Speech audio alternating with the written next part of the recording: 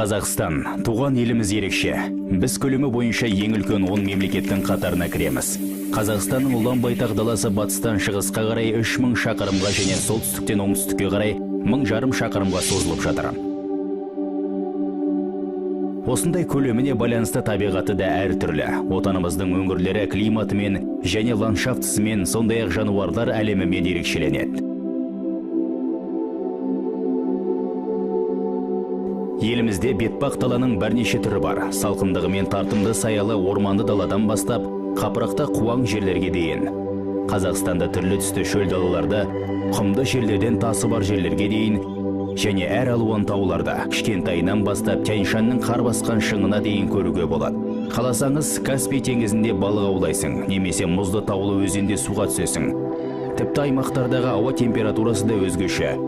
Шөлді далада жазда +50-ден бастап, шығыста қыста -50-ге дейін болады. Кәне, бәріміз бірге отанымыздың ең әдемі жерлеріне саяхат жасайық. Біз жақсылап қарау үшін Қазақстандағы ең биік тауға Хан Тәңірі шыңына шығамыз. Бұл биіктігі жағынан Тянь-Шань тауының екінші шыңы. Хан Тәңірі рухтар әміршісі деп те кейде аударылады.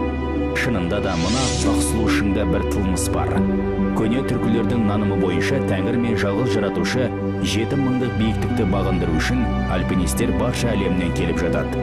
Ал қалай, биік бекен? Бастарың айналған жоқ па? Бәленбай шақырымға төменге түсейік, Қызылқұм даласына тап боламыз. Оның көлемі 300 000 шаршы шақырымға ғана.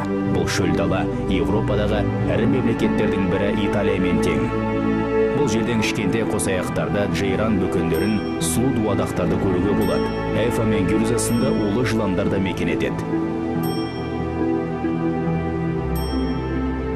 Ыстық шөл даладан кейін міндетті түрде салқынданып суық теңізге шомылуымыз керек.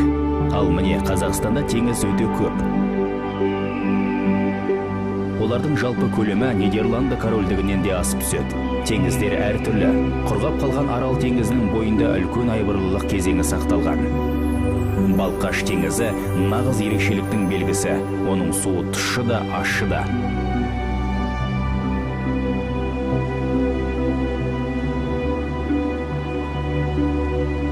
Бурабай көлі көз алдымызға Швейцарияны елестетеді, ал көк көлге қатысты аңыз әңгімелер көп тараған.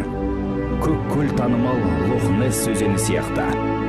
Мезгіл-мезгіл су айдынында құйғыштар пайда болады. Олар үлкен жыланның жүрісінің белгісі іспетті.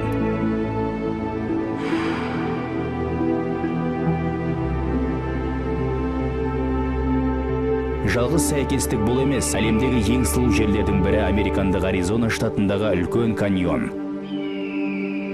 Бірақ табиғаттың осындай кереметін көру үшін туған Қазақстанымыздан шығу керек емес. Шарын каньонның американдық жермен оңай шатастырып алуға болады.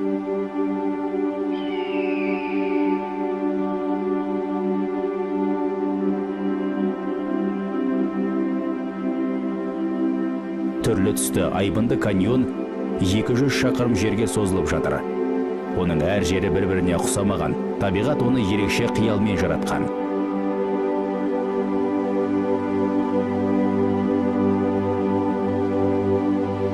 Ағып жатқан суға өмір бойы қарап отыруға болады. Біздің елімізде Орталық Азиядағы ең үлкен сарқырама орналасқан Бұрхан бұлақ.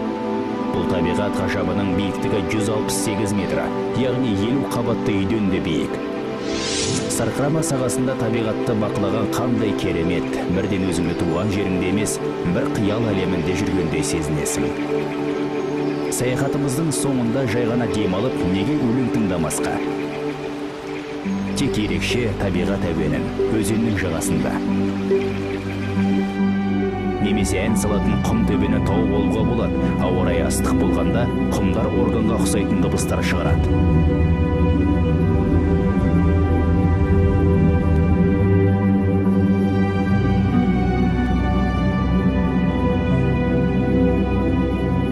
Бұл дыбыс бірнеше шақырым жерден естіледі. Бір қызығы, мұндай құм төбелер көшіп қонып жүрмейді. Мыңдаған жылдар бойы бір орында тұрады.